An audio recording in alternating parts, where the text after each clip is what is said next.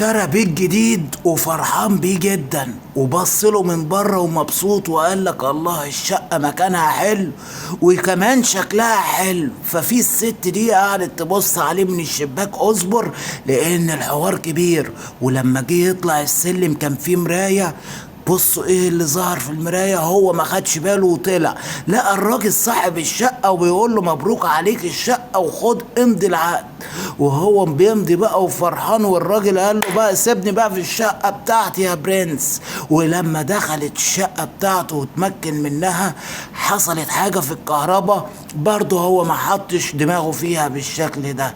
امال الغريب والعجيب واللي ما كانش حد يقدر يتوقعه ولا هو كمان يقدر يتوقعه، اتفرج، باب الحمام اتفتح لوحده. لما راجع الذاكرة بسرعة لقى اللي هو ما لمس باب الحمام ولا حتى الأكرة.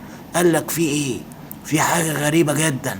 ولما دخل باب الأوضة قصدي، وبعد كده دخل سمع في الحمام إن في واحد بينزل السيفون بتاع الحمام.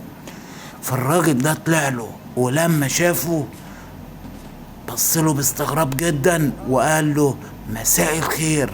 ما ردش عليه الا بالحركة دي، وهو ما فهمش يعني ايه الحركة دي. ولما جه شال البرنيطة دماغه طلعت نار بالشكل ده. غريب صح؟ اتفرج، عمال ماشي في الشقة وبيتمخطر ودماغه مدخنة ومولعة بالشكل ده. الراجل قال لك في حاجة غريبة، اخد ديله في اسنانه وفلق. والست دي برضه بصت عليه لما فلق، وهو بيفلق حصلت حاجة غريبة جدا.